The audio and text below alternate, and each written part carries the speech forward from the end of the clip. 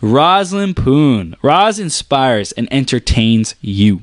Her enthusiasm and energy for life is contagious. She has taken control of her own timeline and her own life. Famous for inspiring people to get real, get over yourself, and live the life you were meant to live without excuses. Live a younger, longer life on your own terms.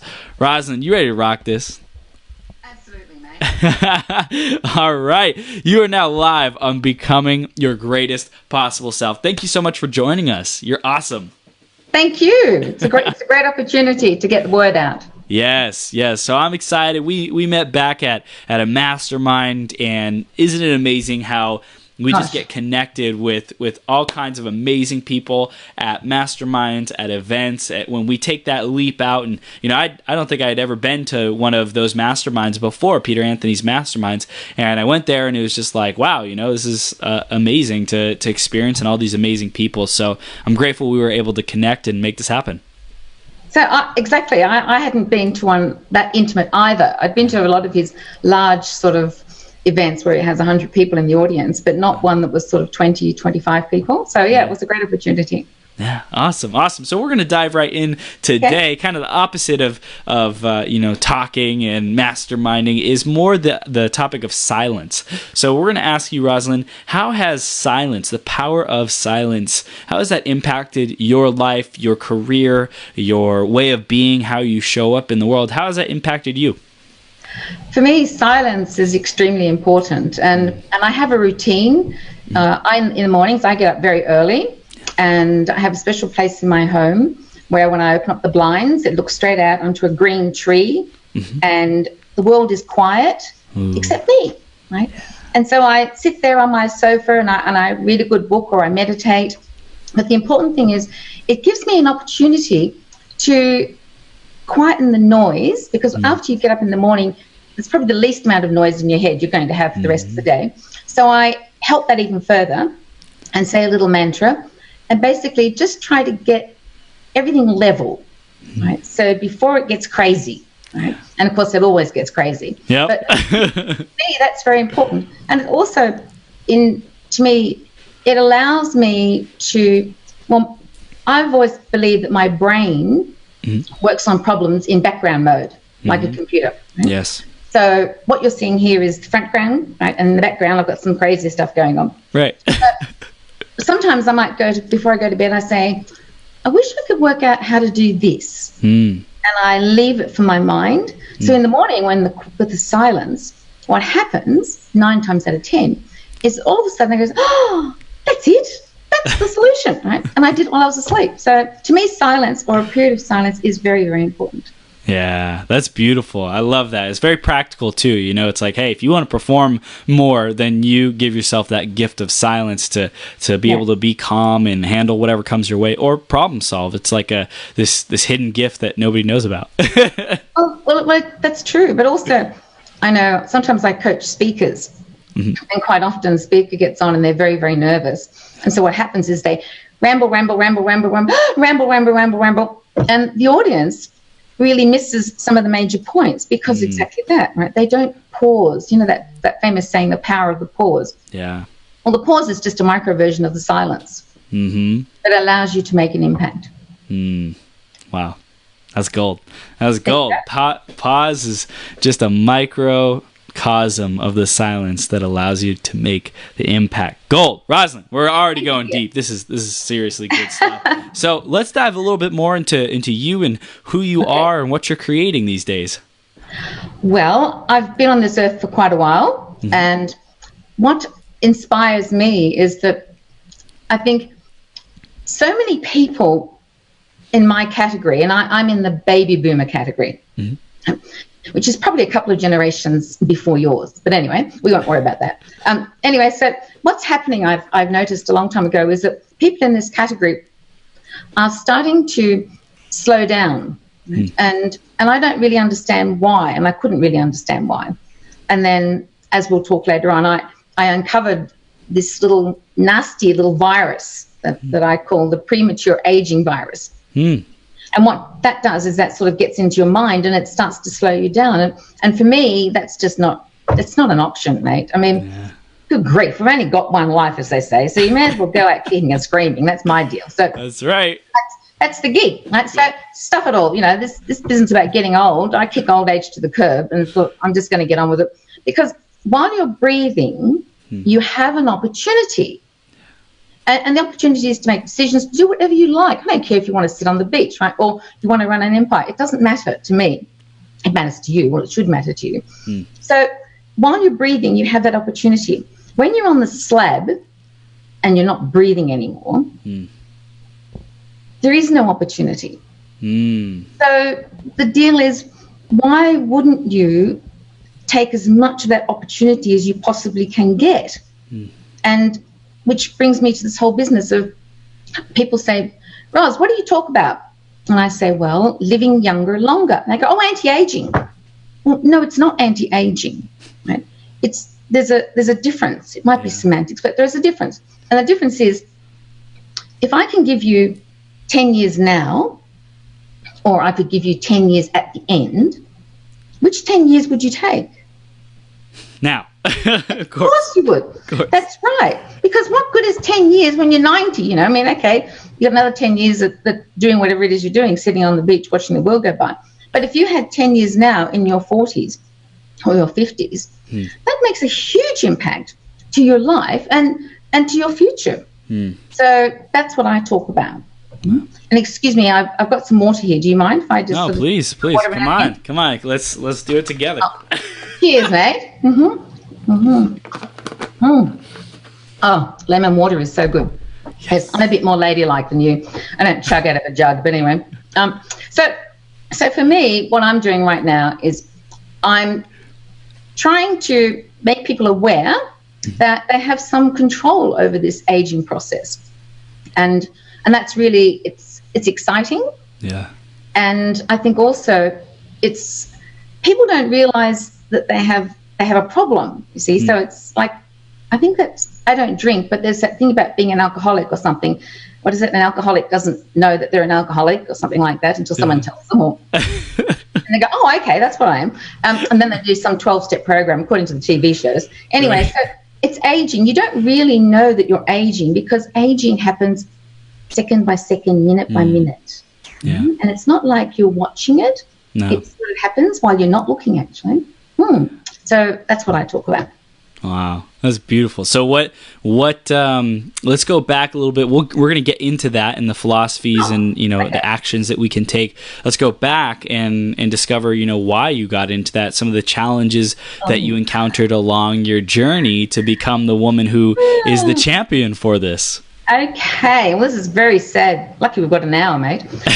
So very sad story. And a lot of women and men who are listening to this, they may relate. I'm sure they will. They probably won't tell you, but they probably will.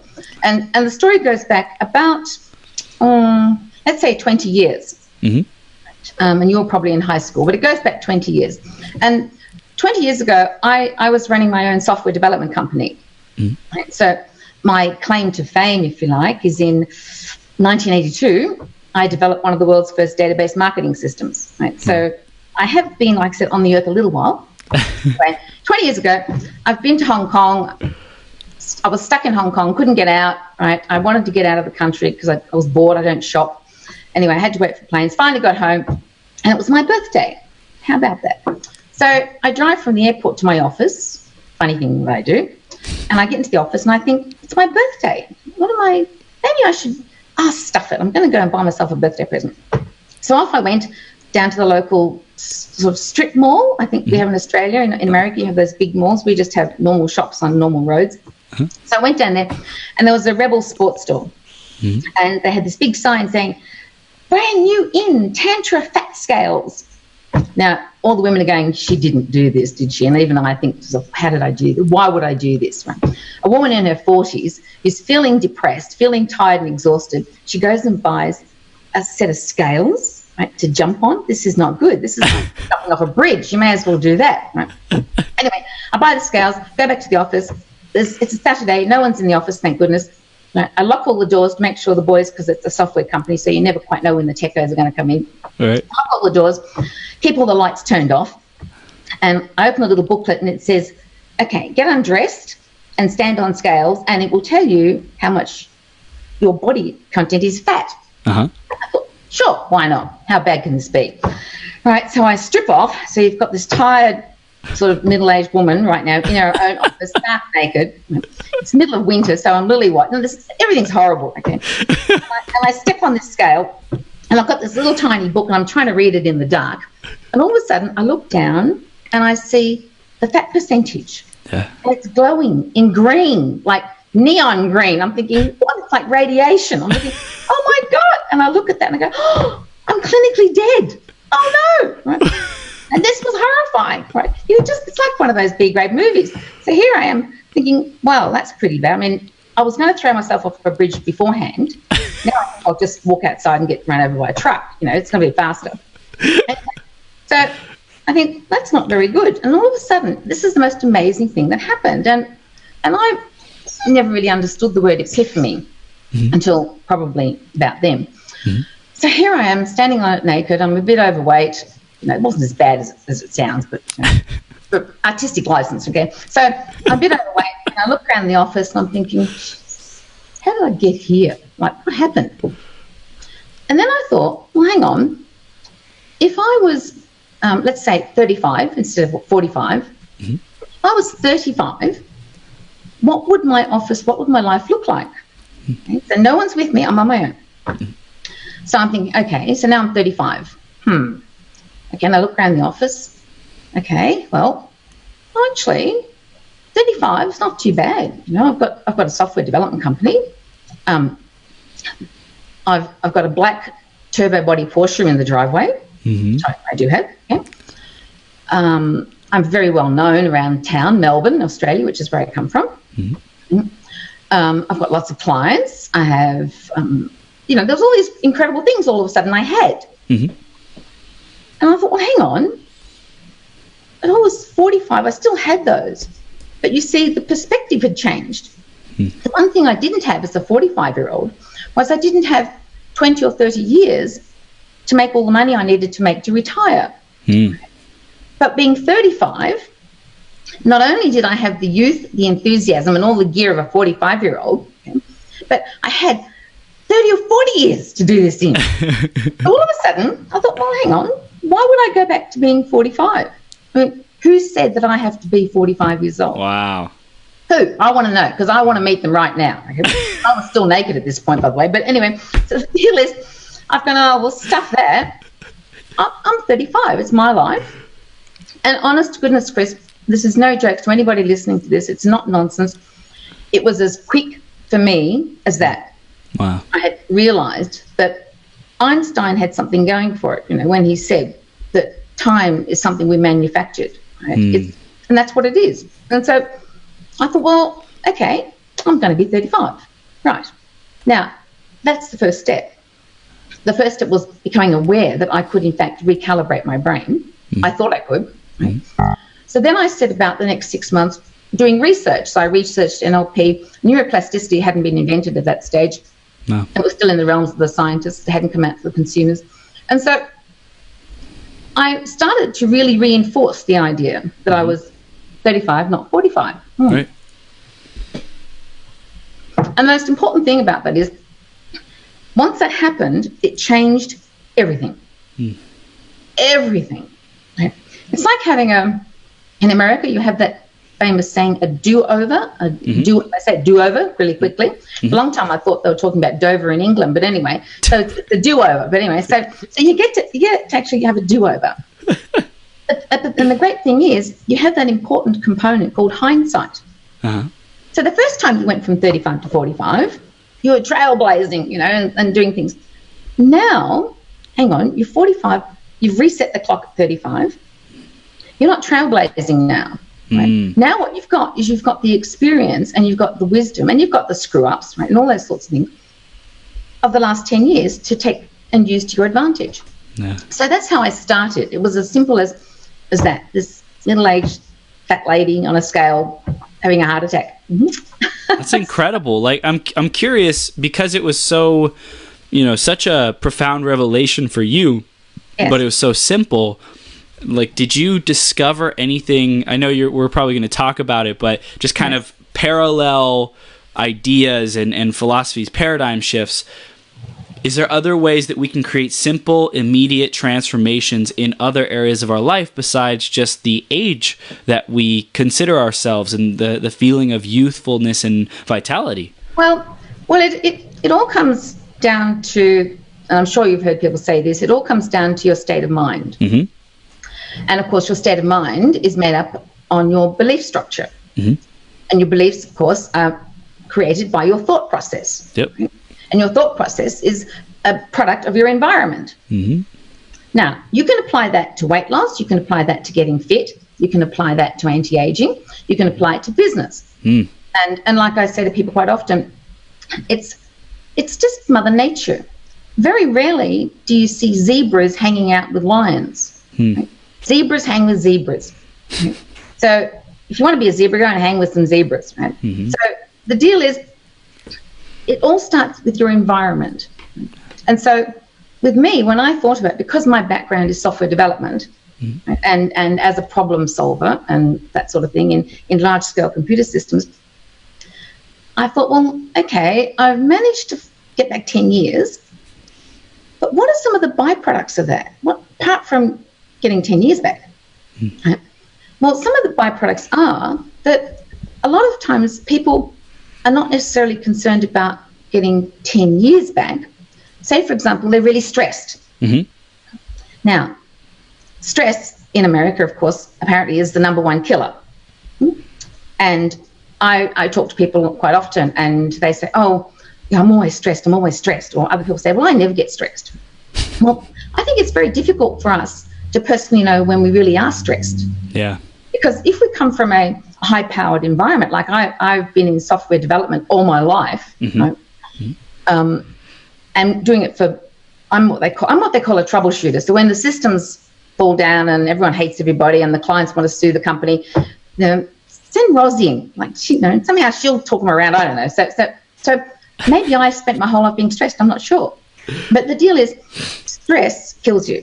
Mm-hmm. Now, one of the best things to overcome stress is time. Mm. So we stress over exams. Right? We stress over not having enough money for retirement. We stress over all manner of things. And if you really look at it, it's all to do with time. Mm-hmm. So if all of a sudden, if we had an extra bit of time, maybe we might not be so stressed. Mm-hmm. So stress is a great byproduct. Another byproduct of adding more time, if you like, more years into your timeline, is your ability to do the things that you want to do that you thought you didn't have time to do. Mm.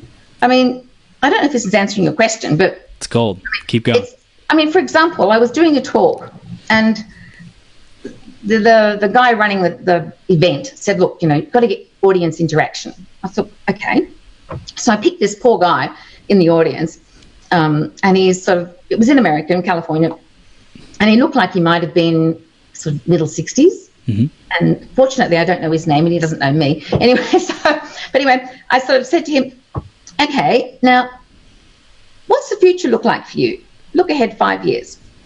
And he said, oh, okay, well, I'm about to retire and then I'll probably have to do a few things around the house and blah, blah, blah, blah. And it all sounded terribly boring to me.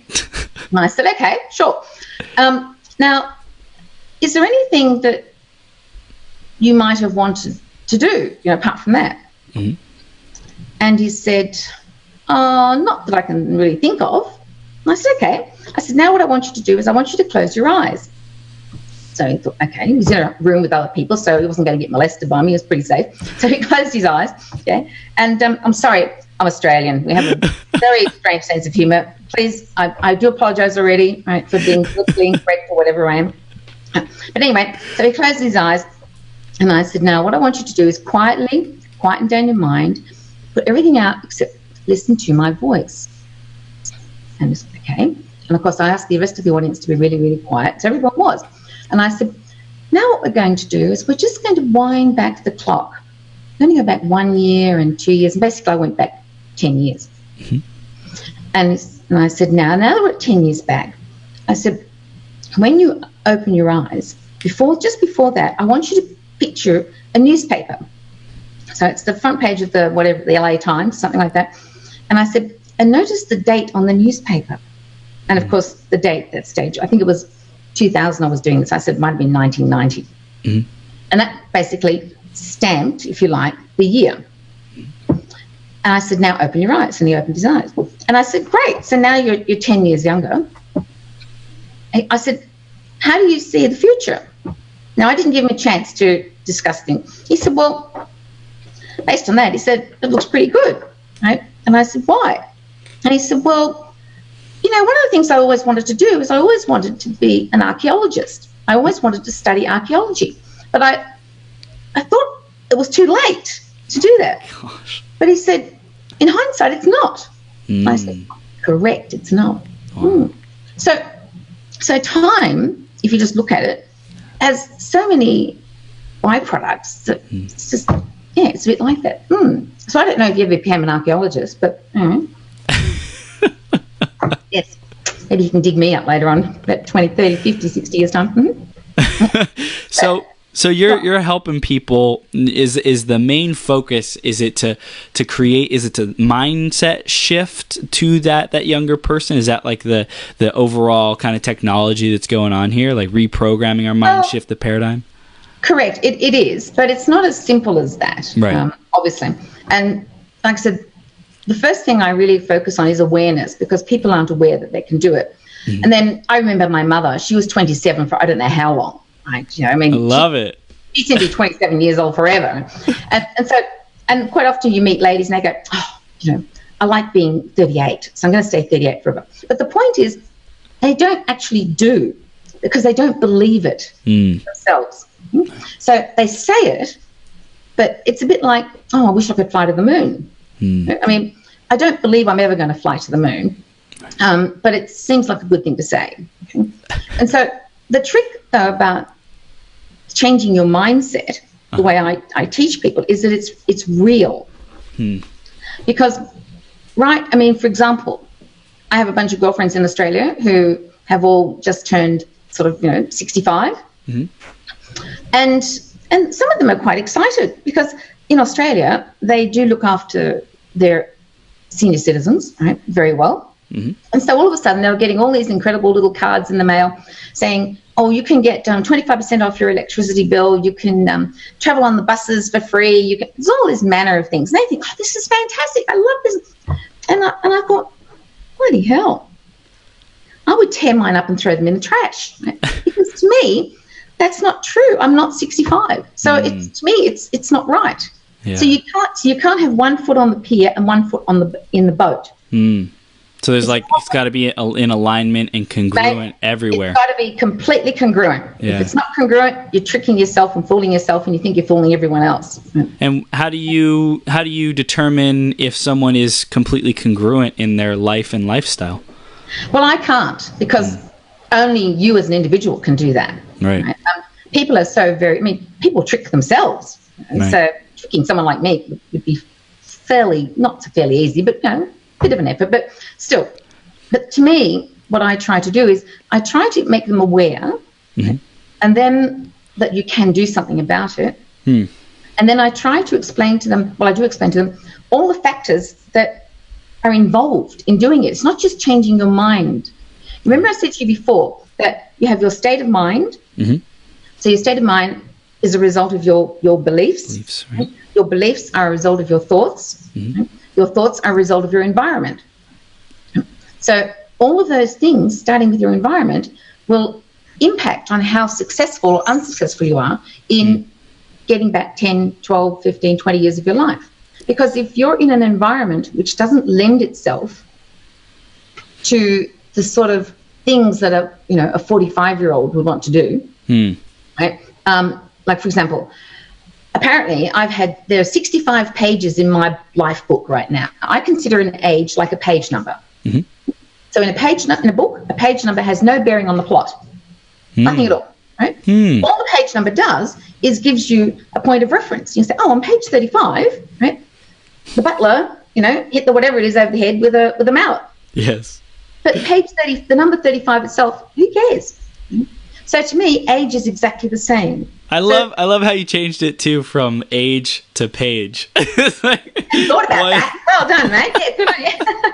Okay. Yeah, some too, I'm in it, right? So I'm too busy. You can see it from the outside. That's amazing. It's amazing. It's a different philosophy. Keep going. Well, it is, yes. Yeah. And maybe it's a little bit kooky, but it works for me. So the deal is, perfect. age to me is like a page number. Yeah. And so I'm at page 65, apparently, in my book. But the plot is at age 45. Does that make sense? Okay. Yeah. Now, for me, that means, I've got so many years ahead of me to risk doing different things, to try different things, to explore. Look, but at page 50, my girlfriends, we had a going away dinner for me because I was going to America. And they thought I was crazy because they said, this is crazy because, you're on page 50 and they're at plot 50 as well, but I wasn't. But and they're going, but, you live in this 2-story place on the beach. You have a motorbike. You've got a couple of Porsches in the garage. Life was actually not too bad. Right. And now, next minute, you're telling us, you've sold everything and you're going to go to that crazy place, America. Are you insane? You should be stockpiling everything because you're going to retire any minute. And I said, no, I'm not. No, I don't want to because why? I don't understand the gig. Why would you want to do that? I mean, admittedly, life was wonderful, but it's boring. Yeah. I mean, who wants to? Admittedly, I felt like that little mouse in the little wheel thing. I mean, admittedly, my little wheel was gold lined. It's not a lie. I did have a pretty good lifestyle. Everyone thinks I'm crazy for leaving it. I mean, the house was on the beach in Australia. There were 2 Porsches in the garage, both mine. Right? I didn't have any children, no husband. I could come and go and do as I pleased. And I decided to sell it all and go to America. So I did. So had I not recalibrated my mind, right, I wouldn't have been able to do that. But the thing is, you have to change your environment. So what that means is that for me, I love working with people, in their 30s and 40s that have got energy, that have got fire. They want to do things. They're creative. They actually have a thought in their brain. I remember when I first came to America, we lived in Irvine in California. And no disrespect to the people who live in Irvine. I'm sure there are lots of very exciting people who live in Newport Beach, around that way. But because of my background being cars, right, and my other half, his background being cars, he's a world-famous car designer, a lot of people we met were very wealthy people who had huge collections of cars. Right? In fact, one of them, the collection was so big, it was like 130 or 140 expensive cars in a compound. Okay? It does exist. But what I found those people though is they loved good food and they loved good wine and they loved going to sleep at 8 o'clock. So, which is okay, if you reckon you've clocked out, and that's fine, we're okay. But I'm not.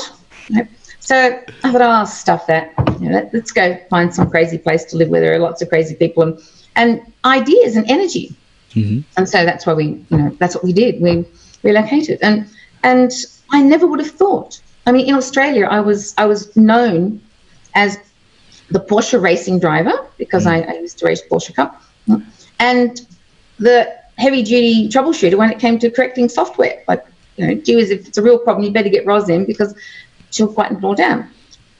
Here, strangely enough, until just recently, I'm known as, she's that incredible photographer that does all those great photographs of models and things. Oh, and she's the CEO of that incredible women's fashion company. I mean, how different can you get? Believe me. So, but there are obviously some of the things that I must have wanted to do when I was younger, but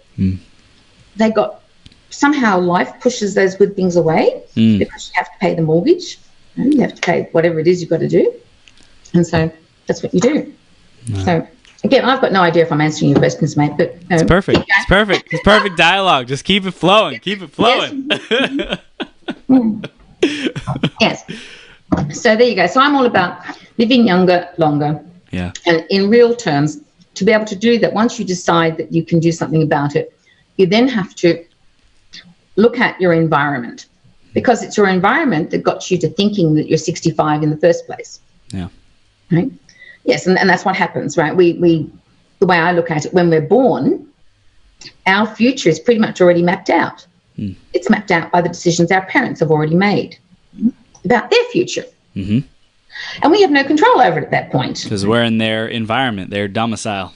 Exactly. I mean, they brought us into this world, which personally I think is like science fiction, having human people, whatever. But anyway, so I know I'm a bit like that. Anyway, I think Mother Nature's having a laugh at us. But anyway, so the deal is, so you get born and they put you on what I call a train.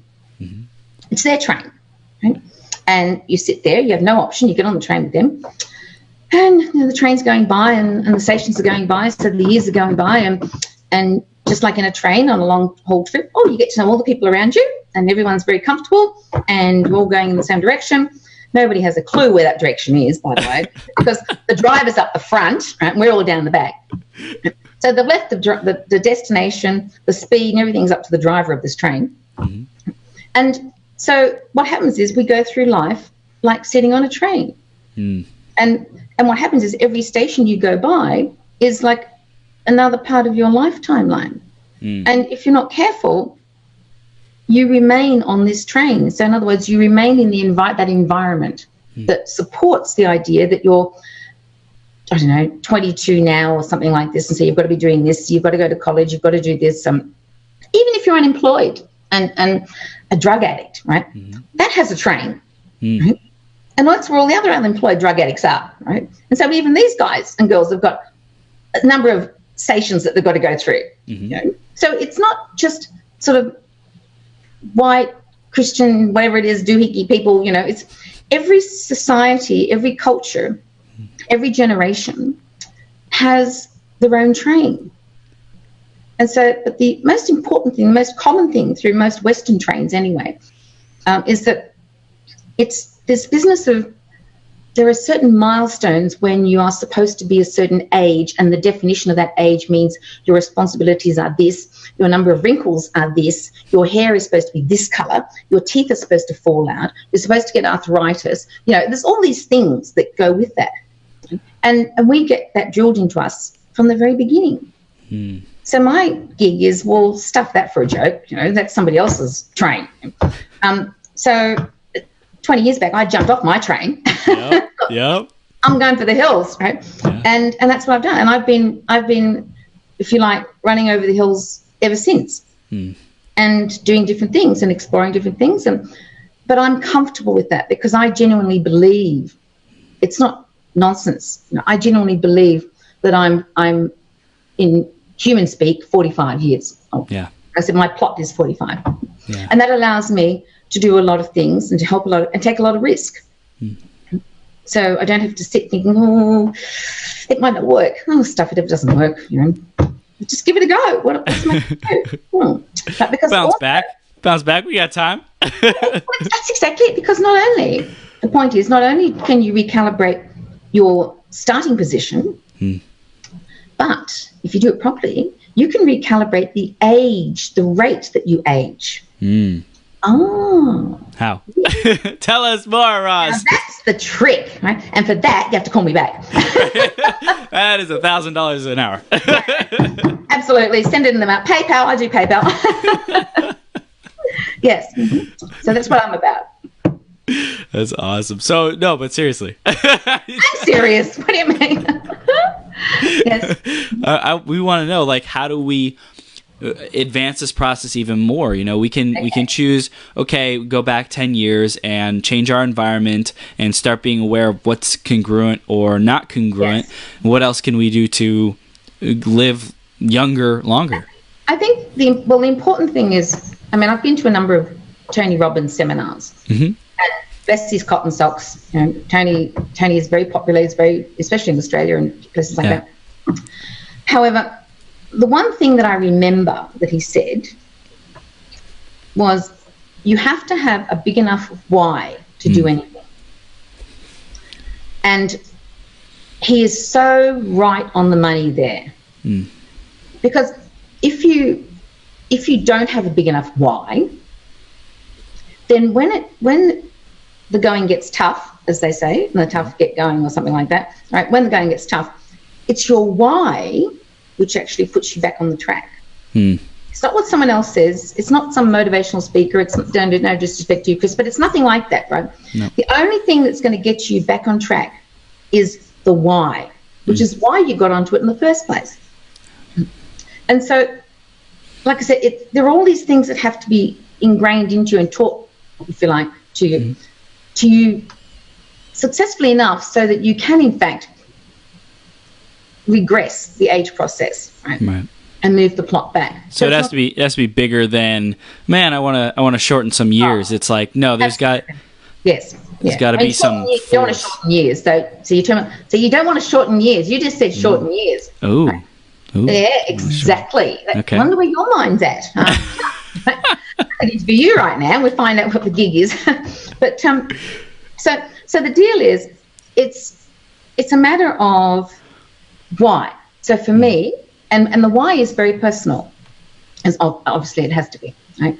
And the why for me was, in all honesty, here I was, back in my office, on the scales. I was feeling tired and exhausted. The scales said, in brilliant green, I think it was something like 41% body fat or whatever it was. It was horrific in my hood. Anyway, but the point is that when I thought about it, I thought, well, gee whiz, your mind does funny things, right? So my mind at that stage, I was thinking, I'm 45 years old, overweight, blah, blah, blah, blah. All of a sudden, my mind's going, well, gee whiz, 45 is pretty close to 50. Bugger. The next top's 65, right? So, and your mind does this in nanoseconds. Like, you don't even know it's doing it, and it's bang, it's done. Right. Right? So it got worse, right? So I'm standing at 65, standing on the scales. And the point is, I thought, bugger, I don't have enough money to retire. Oh no, this is bad, right? What happened? What happened to all my time? This is, and I started to get a panic attack, right? Yeah. Because I'm thinking, this is horrible. I mean, I have a reasonable lifestyle right now, which I did. I have actually a pretty good lifestyle, okay? And I thought, well, I can't maintain that lifestyle if I don't have any money. So my big enough why, and I've used it a couple of times since I've been in the States. There was one time in the States when I literally had run out of money. And you should try doing that in the States. All right, so here I am in California, no money, no driver's license, no credit rating, right, because we don't have credit ratings in Australia. Wow. No credit cards, no bank account, right, no network of people. No relatives, right? Just one person that I knew. And he was probably just one rung above me, right? So this was the deal. I'd left this incredible lifestyle in Australia where I had all of that, in spades. Right? And I remember rock bottom. And rock bottom for me was, and I'd chosen to do this, by the way. Remember, I defied all my girlfriends and said, you can have all that. And I remember going to my partner and saying, I need to borrow $16.95. I need to get a pair of tights. Now, I had been an independent money earner since the age of 10, and that's another story because I come from a Chinese background. So in those backgrounds, when you're little, you work for the family business as quickly as you can. As soon as you can reach the top of the counter, right, they've got you working in whatever it happens to be. As soon as you can tap on the cash register, they've got you there. So here I am, years later, and I had to ask $16.95. And then I thought about it, and I thought, gee, Ros, okay, you did this, you've got yourself here, right? You've got stuff all. What's the alternative? The alternative was to go back to being the age or whatever it was I was going to and go through the future the way I had seen it years before. That is to grow old, to be miserable, to be broke, right? And all this stuff, and die at the prescribed age of 81. So the alternative wasn't that good, right? And that was my big enough why. You see, that's why I got on the thing in the first place, right? Or got off the train. So a couple of times, and it literally takes a minute or two, snap out of it, done. Well, you know, the alternative is not looking real good still. You know? Now it's worse. Okay? So just suck it up, girl. As I said, get over it, get over yourself, and get on with it. And that's what I do. That's what I did. So it's the ability to not only, when you're in a good situation, say, okay, how can I reverse back 10 years or get back 10 years by putting the mental clock, the page number, plot number at that age, still living at page number, whatever this page is. You're getting there. But also we can, if we're in a difficult spot, to, you know, put ourselves in the future of an alternate reality if we wouldn't have made the decision or made a specific decision, and say, oh, that's terrible. At least I'm not there, and that's why I'm here. So remember why that I'm choosing this path, and that'll get us fired up to take action. Exactly, and that's if that doesn't work, just keep digging, right? Because the point is, if you had not made any shift at all, if you had not made any change whatsoever, what would have happened? Because you would stay on the train in your little group that you live in, born in, whatever, and that is, you would have kept on going, and then slowly aging, minute by minute. It happens minute by minute, by the way. Yeah. It doesn't all of a sudden happen 365 days. Oh, then it's going because it's your birthday all of a sudden. It happens all the time. So the point is, you would progressively be getting older and older and older.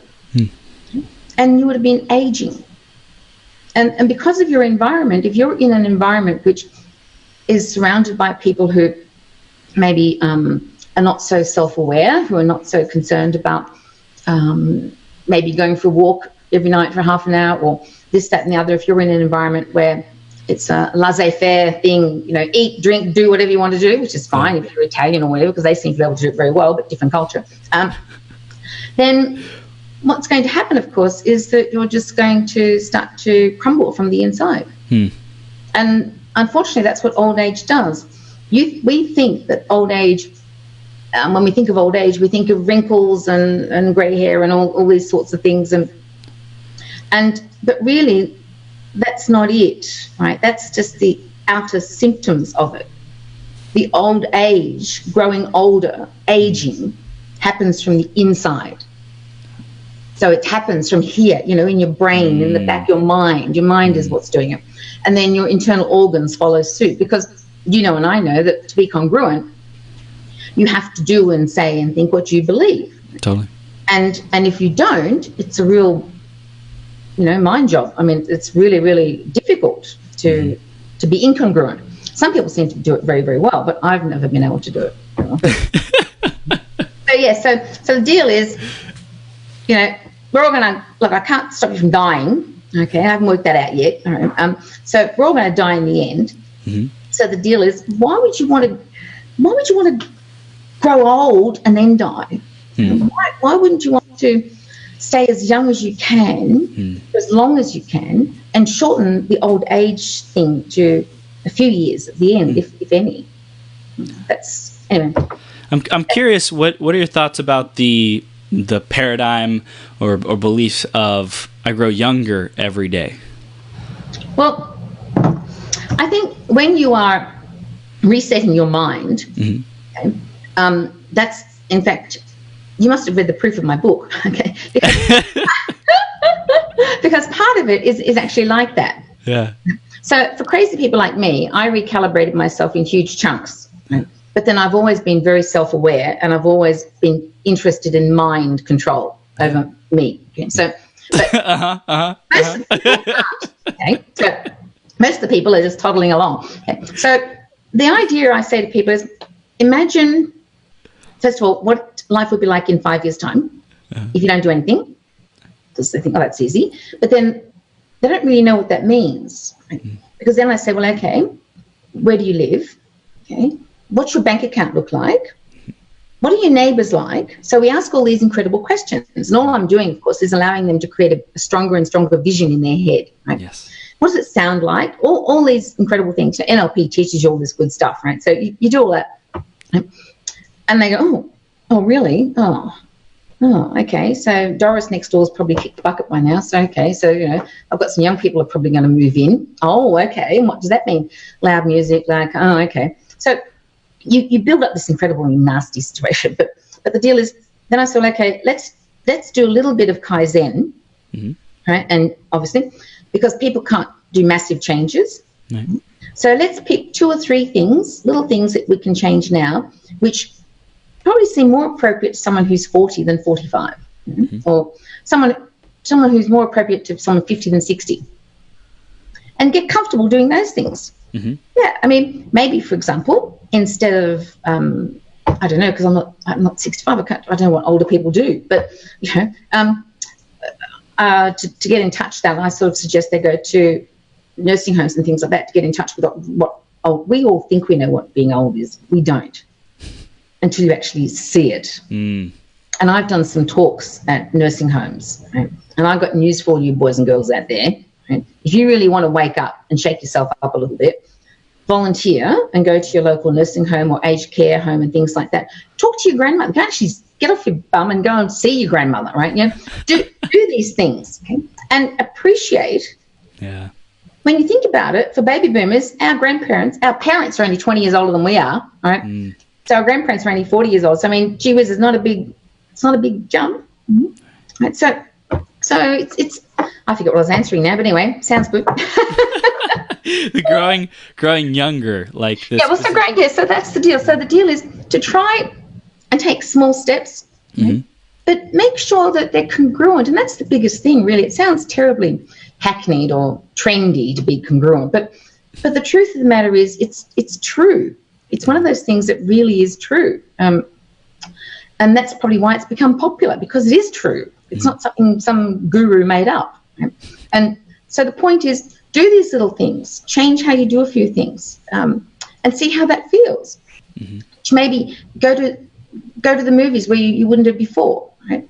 One of the things I think that scares a lot of people in sort of at page 65 and over, even probably page 55 and over, and thank goodness it's now happening to the 40-year-olds. Good, they deserve it. But anyway, I mean, the deal is technology is moving so fast. Yeah. And I remember I come from the technology environment. Yeah. So, man, I'm going to tell you, it is lightning speed. Yeah. Now, the biggest thing about it, though, that upsets people is it's the language that goes with technology. Technology itself, I mean, what's the difference between a cell phone and an ordinary phone? But the people used a house phone, right? They both they're called phones, right? Or cells, whatever you want to, I don't know, in America we call them phones and phones. So the deal is, you pick it up because you want to talk to somebody somewhere else in the world. So you do that with the house phone, the old phone, you do it with a little cell phone. So the function is still the same. But what's changed and what scares, and I know because my mother's 87, right? And I think this is our 3rd cell phone that we've given her. Okay? It's mobile phone, they call them in Australia. No. And the thing is, it's the terminology. Right? So on her house phone, which she's very comfortable with, she pushes the little buttons and she knows it's going to ring and she knows I'm going to answer at the other end of the phone. She doesn't know how it happens. She doesn't care. She just wants to talk to me in America. Right? Now, but on her cell phone, she's told, you've got to press this thing to get the numbers to come up, and then you've got to click on these little numbers, and it's a little pad. So you've got to put your finger on the little pad. Right? And they call them digits and digital. And so it's a lot to do with the language. So I think for most of us, language is one of the things that we have to overcome, which will help us to stop feeling that we're aged, to stop feeling they're on the sidelines. Because most people feel that they're on the sidelines looking in at life now because they don't understand what you young guys like you, right, Chris, are doing. Whereas, in fact, let's be honest, you're not doing any more than we probably did. It's just you're doing it using different media. Yes. You have different terminology. Right? But it's not all of a sudden that the world had created a whole bunch of geniuses. I mean, some of the best geniuses happened before you and I both, right, combined. So the deal is, it's the terminology. So that's one of the things that I explain to people first, is that you have to understand the language. And if you understand the language of your environment, then you can recalibrate and help yourself, right? Because then you don't feel like you're on the sidelines. Mm. So language is another big thing. Environment's another thing. If you want to recalibrate your thinking, the deal is you have to become aware of it. You have to delve into what you believe. Mm. I mean, a lot of people, they think, oh, well, you know, Dad died at 78 and sort of Mum passed away at 82. So, you know, Uncle Thingo did it, this thing. So, oh, well, chances are I've lived a bit better life than them. I've done a little bit better, so maybe I can stretch it to 85. Now, the thing is, as we all know, like those famous people before us have said, is that a man becomes what he thinketh. Mm. Mm-hmm. So the deal is you've spent your whole life thinking you're going to clock out at 85. Well, guess what? For once in your life, you might be right. Okay? The deal is you probably will clock out at 85. Right. So it's all to do with your beliefs, what you believe is possible. A lot of people believe that you can't reprogram your mind. Mm. So we have to look at that. And the way you do that is you question their beliefs about old age. You question those beliefs. Mm. And then you say, well, okay, maybe that belief was valid 20 years ago, but hey, guess what? Those scientists, they've found some good stuff, right? And maybe we better revisit that belief and put some new input into it and maybe bring it up to date. Mm. You go, oh, really? Oh, so there's this thing called neuroplasticity. What the hell is that? You know? So I'm curious because we talked about growing younger every day. Like if we get ourselves to believe that, could we potentially cause our body to do that? Well, my other half has got a very wicked sense of humour. Yes. Yeah. And every now and again he says to me, God, at this rate, we're going to be going through puberty again. And God help both of us for that. Right? So the deal is, he might be looking forward to it more than me, but anyway, but the deal is, I don't know, but what I do know is, and because I'm not a biochemist or anything like that, I just happen to be a human who's realised that throw that bloody Kool-Aid out the window, right? Mm. It's not worth anything. Right? The deal is, so for me, what's happened, because I now think, well, my plot's a lot younger and I think that way, and I generally do think that way, I do the sort of things that people like that do. Mm. So therefore, I'm much more interested in exercise. I'm much more interested in keeping myself well-groomed, right? Mm. I'm always learning. I'm doing new things all the time. So what happens, of course, is your mindset changes. So as a result of that, there's a distinct possibility, of course, that my physical attributes also change. Mm. Well, I have to. Yes, because I'm living and eating and doing and thinking and feeding my mind. I mean, the scariest sort of statistic I've read recently is that something like in America was supposed to be, there's going to be some point in time, not too far in the distant future, where 60% of the people over 65 will have Alzheimer's. Now, that's scary because that only leaves 40% to look after the 60%. Right? And I'm not a mathematician, but I've got to tell you, there's something crazy there, right?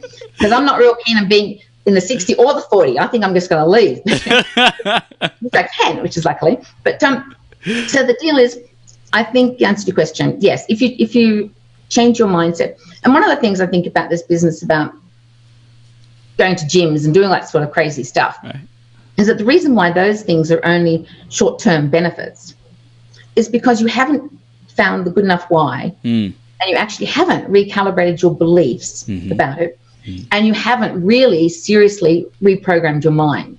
No. You've just given the guy at the gym, you know, the right to take $50 out of your account every month, regardless of whether you turn up or not.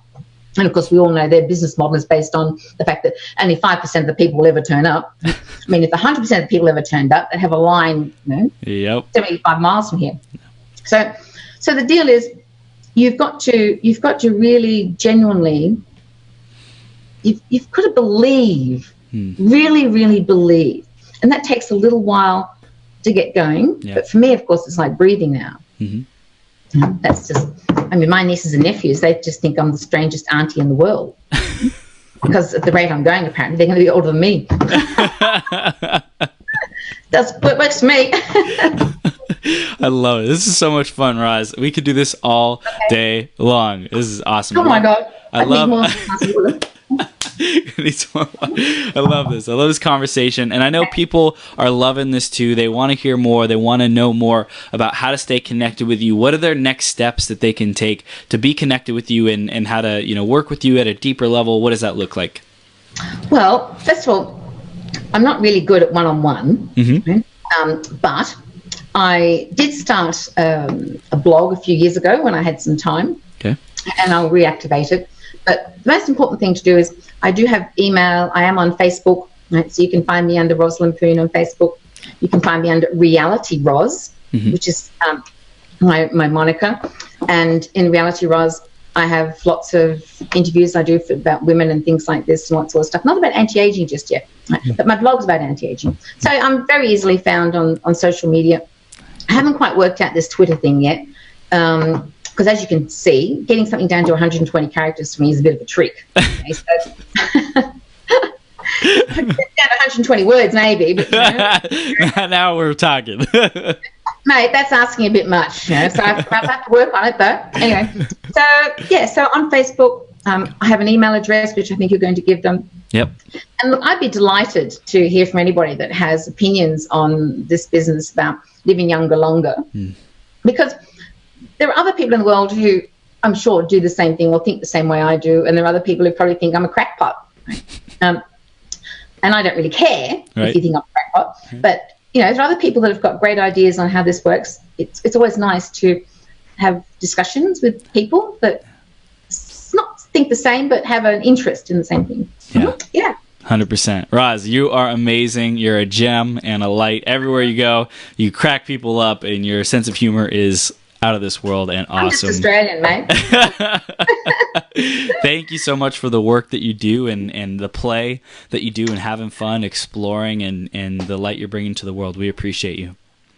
And thank you, Chris, for giving me the opportunity. Thanks, mate. Thanks. Bye. We'll see you soon, okay? Bye. Bye.